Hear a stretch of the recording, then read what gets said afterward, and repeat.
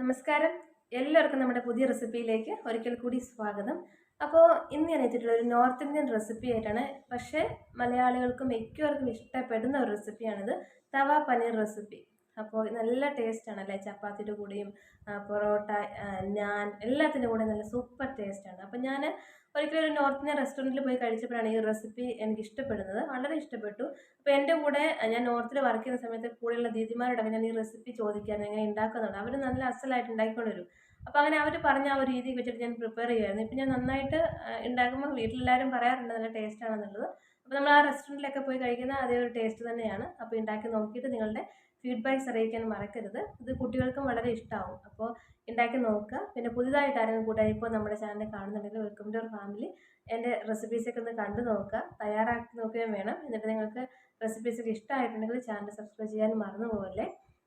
അപ്പോൾ ഒട്ടും സമയം കളയണ്ട അല്ലേ, നമുക്ക് വേഗം തന്നെ നമ്മുടെ റെസിപ്പിയിലേക്ക് പോകാം. Keep on watching guys. Tawa paneer ഉണ്ടാക്കിയെടുക്കാനായിട്ട് ചൂടായ പാനിലേക്ക് ഒരു 3.5 ടേബിൾ സ്പൂൺ ഓയിൽ ചേർത്ത് കൊടുക്കാം. ഞാനിപ്പോൾ ഇവിടെ സൺഫ്ലവർ ഓയിൽ എടുത്തേക്കണേ. വെളിച്ചെണ്ണ ഒന്നും ചേർത്ത് കൊടുക്കണ്ട കേട്ടോ. എണ്ണ നന്നായിട്ട് ചൂടായിട്ട് വരുമ്പോൾ നമുക്കിതിലേക്ക് സ്പൈസസ് ചേർത്ത് കൊടുക്കാം. ഞാനിപ്പോൾ ഇവിടെ ഒരു ബേ ലീഫ്, പിന്നെ ഒരു ചെറിയ കഷ്ണം തക്കോലം, പിന്നെ ഒരു ചെറിയ കഷ്ണം പട്ട, പിന്നെ ഗ്രാമ്പൂ ഇത്രയും എടുത്തിട്ടുണ്ട്. അപ്പോൾ ഒരു 1/2 ടീസ്പൂൺ ജീരകത്തിൻ്റെ പൊടി കൂടി ചേർത്ത് കൊടുക്കുകയാണ്. അപ്പോൾ ഒന്നെങ്കിൽ മുഴുവനായിട്ടുള്ള ജീരകം ചേർത്ത് കൊടുക്കാം കേട്ടോ. ഞാൻ പൊടിച്ച് വെച്ചതുകൊണ്ട് 1/2 ടീസ്പൂൺ ജീരകത്തിൻ്റെ പൊടി ചേർത്ത് കൊടുത്തിട്ടുണ്ട്.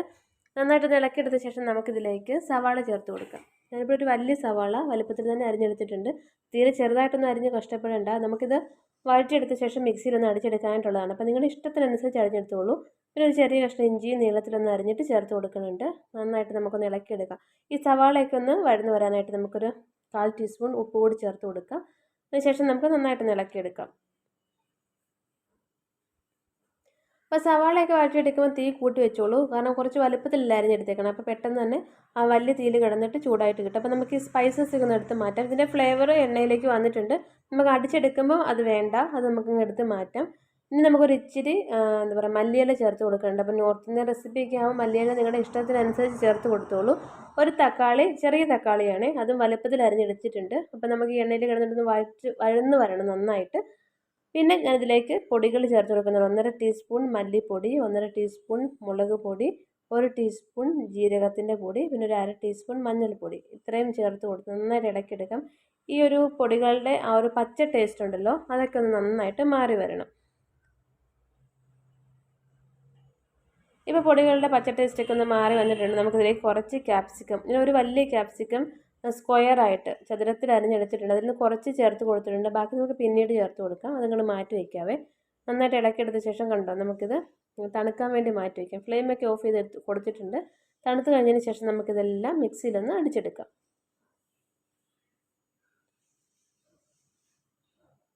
അപ്പോൾ എണ്ണയൊക്കെ നന്നായിട്ടൊന്ന് പോയതിന് ശേഷം നമുക്കിത് മാറ്റാം കേട്ടോ.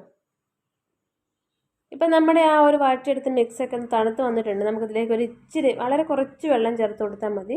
അപ്പോൾ ഒരുപാട് ഇങ്ങനെ ഫൈൻ പേസ്റ്റായിട്ടൊന്നും അരച്ചെടുക്കണ്ട. നന്നായിട്ടൊന്ന് അരച്ചിട്ട് ചെറിയ തരുതരുവെന്നുണ്ടെങ്കിലും കുഴപ്പമൊന്നുമില്ല കേട്ടോ. നമുക്ക് നന്നായിട്ടൊന്ന് അരച്ചെടുത്തിട്ട് വരാം.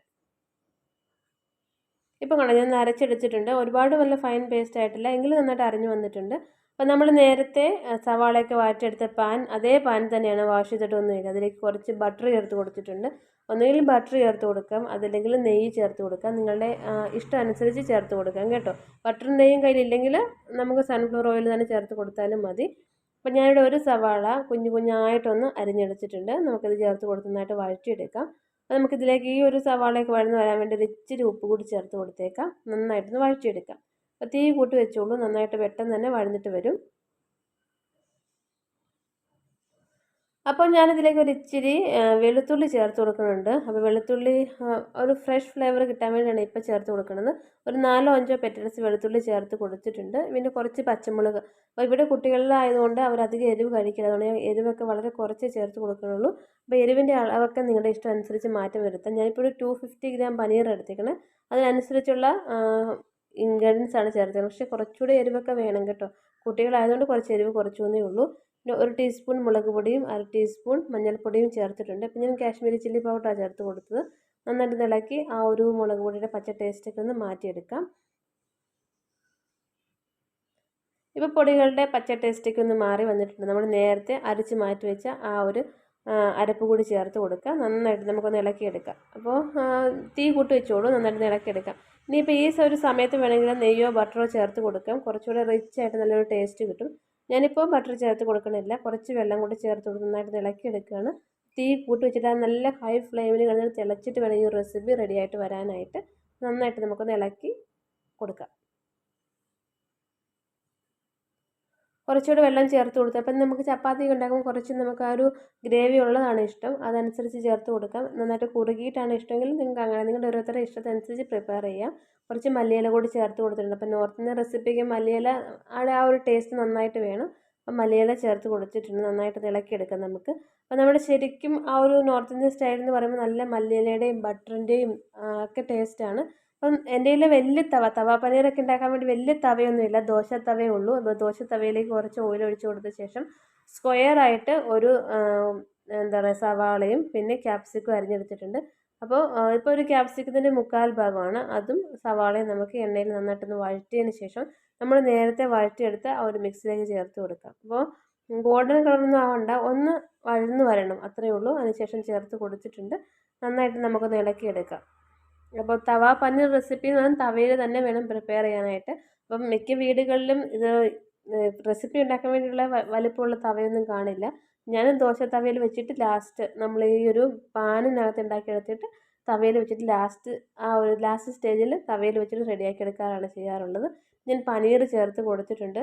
അപ്പോൾ പനീർ ചേർത്ത് കൊടുത്ത ആ ഒരു ഭാഗം വീഡിയോയിൽ ഷൂട്ടായില്ല കേട്ടോ, ക്യാമറ മോഡിലാണ് കിടന്നത്. അതുകൊണ്ടാണ് പനീർ ചേർത്ത് കൊടുത്ത ആ ഭാഗം കാണിക്കാത്തത്. അപ്പോൾ 250 ഗ്രാം പനീർ കൂടി ചേർത്ത് കൊടുത്തിട്ടുണ്ട്. നന്നായിട്ട് നമുക്കൊന്ന് ഇളക്കി കൊടുക്കാം. അപ്പോൾ നിങ്ങൾക്ക് വെള്ളം നിങ്ങളുടെ ഇഷ്ടം അനുസരിച്ച് ചേർത്തിട്ട് ഒരു കുറച്ച് വെള്ളം, ഒരു അരക്കപ്പിലും കുറവേ ഉള്ളൂ വെള്ളം ചേർത്ത് കൊടുത്തിട്ടുണ്ട്. ഇനി അടച്ച് വെച്ച് നമുക്കൊരു 10 മിനിറ്റ് കുക്ക് ചെയ്യാം. ഇപ്പോൾ നമ്മുടെ തവ പനീർ റെഡി ആയിട്ടുണ്ട്. തവാന്ന് ചേർക്കേണ്ട, പനീർ റെഡി ആയിട്ടുണ്ട്. തവയിലേക്കും കൂടി ഇട്ട് നന്നായിട്ട് ചൂടായിട്ട് വരുമ്പോഴാണ് തവ പനീർ എന്ന് പറയാൻ പറ്റുള്ളൂ. ഇപ്പോൾ നമ്മുടെ പനീറൊക്കെ കറക്റ്റ് വേവായിട്ട് വന്നിട്ടുണ്ട്. അപ്പോൾ ഉപ്പൊക്കെ നോക്കിക്കോളൂ, എന്നിട്ട് വേണം നമുക്ക് ഇനി വേറൊരു കാര്യം ചെയ്യാനായിട്ട്. ശരിക്കും ഒരു തവ പനീർ ആണെങ്കിൽ തവയിലേക്കിട്ട് നല്ല ഹൈ ചൂടിൽ വേണം റെഡിയാക്കി എടുക്കാനായിട്ട്. കുറച്ച് മല്ലിയില കൂടെ ചേർത്ത് കൊടുത്തിട്ടുണ്ട്. ഒന്ന് ഇളക്കിയെടുത്ത ശേഷം നമുക്ക് ഞാനിവിടെ ദോശത്തവ എടുത്തിട്ടുണ്ട്. നമുക്ക് ഇതങ്ങ് മാറ്റി വെച്ചിട്ട് ദോശത്തവ വെച്ച് കൊടുക്കാം. ദോശത്തവയിലേക്ക് കുറച്ച് ഓയിലൊന്ന് സ്പ്രിങ്കിൾ ചെയ്തിട്ടുണ്ട്. നമ്മൾ റെഡിയാക്കി എടുത്ത് വെച്ച പനീർ ഇതിലേക്ക് ചേർത്ത് കൊടുത്തിട്ട് നല്ല ഹൈ ഫ്ലെയിമിൽ ഒന്നുകൂടെ ഒന്ന് നല്ല ചൂടിൽ ഒന്ന് തിളപ്പിച്ച് ഒന്ന് റെഡിയാക്കി എടുക്കാം. അപ്പോൾ നിങ്ങൾ റെഡിയാക്കി നോക്കണം. ഇപ്പം നമ്മുടെ ശരിക്കും തവ പനീർ റെഡി ആയിട്ടുണ്ട്. അപ്പോൾ എല്ലാവരും തയ്യാറാക്കി നോക്കണം. ചപ്പാത്തി, പൊറോട്ട, പിന്നെ ബ്രെഡ് എല്ലാത്തിൻ്റെ കൂടെ നല്ല സൂപ്പർ ടേസ്റ്റാണ്. ഇവിടെ കുട്ടികൾക്ക് ബ്രെഡിൻ്റെ കൂടെ കഴിക്കാനും ഇഷ്ടമാണ്, ചപ്പാത്തിയുടെ കൂടെയും നല്ല ടേസ്റ്റാണ്. അപ്പോൾ തയ്യാറാക്കി നോക്കിയിട്ട് അഭിപ്രായങ്ങൾ കമൻറ്റ് സെക്ഷനിൽ അറിയിക്കാനും മറക്കരുത്. നമ്മളിപ്പം നോർത്ത് ഇന്ത്യയിലേക്കുള്ളവർക്ക് അറിയാം, സ്ട്രീറ്റിൽ പോയി കഴിക്കുന്ന ആ ഒരു തവ പനീർ റെസിപ്പി നല്ല സൂപ്പർ ടേസ്റ്റ് ആയിരിക്കും. ആ ഒരു കസൂരി മെത്തിയുടെ ആ ഒരു ടേസ്റ്റും പനീറിൻ്റെ ടേസ്റ്റും പിന്നെ ആ ഒരു ബട്ടറിൻ്റെ ടേസ്റ്റും എല്ലാം കൂടെ നല്ല അടിപൊളി, ആ നോർത്ത് ഇന്ത്യൻ മസാലയുടെ ടേസ്റ്റും എല്ലാം കൂടെ അല്ലേ. ഞാൻ ഇതിലേക്ക് കസൂരി മെത്തി ജസ്റ്റ് കുറച്ചൊന്ന് പൊടിച്ച് ചേർത്ത് കൊടുത്തിട്ടുണ്ട്. അപ്പോൾ തയ്യാറാക്കി നോക്കിയിട്ട് നിങ്ങളുടെ അഭിപ്രായങ്ങൾ അറിയിക്കാൻ മറക്കരുത്. പിന്നെ പുതുതായിട്ട് കാണുന്ന കൂട്ടുകാർ റെസിപ്പീസൊക്കെ ഒന്ന് കണ്ടു നോക്കുക. എന്നിട്ട് നിങ്ങൾക്ക് ഇഷ്ടമായിട്ടുണ്ടെങ്കിൽ സബ്സ്ക്രൈബ് ചെയ്യാൻ മറക്കരുത്. നിങ്ങളുടെ ഫ്രണ്ട്സ് ഫാമിലിക്കൊക്കെ ഒന്ന് ഷെയർ ചെയ്ത് കൊടുക്കാനും മറക്കരുത് കേട്ടോ. അപ്പോൾ പനീർ ഇഷ്ടമുള്ളവർ ഈ റെസിപ്പി തീർച്ചയായിട്ടും തയ്യാറാക്കി നോക്കണം. മിക്കവർക്കും അറിയാവുന്ന റെസിപ്പി ആയിരിക്കും. അപ്പോൾ ഈ ഒരു രീതിയിൽ ഉണ്ടാക്കി നോക്കിയിട്ടില്ല എന്നുണ്ടെങ്കിൽ ഉണ്ടാക്കി നോക്കിയിട്ട് നിങ്ങളുടെ അഭിപ്രായങ്ങൾ താഴെ കമൻറ്റ് സെക്ഷനിൽ അറിയിക്കാൻ മറക്കരുത്. അപ്പോൾ ഇനി നിനക്ക് ഉണ്ടാക്കാൻ പറ്റുന്ന നല്ല അടിപൊളി റെസിപ്പി ആയിട്ട് നമുക്ക് അടുത്ത വീഡിയോയിൽ കാണാം. നന്ദി, നമസ്കാരം.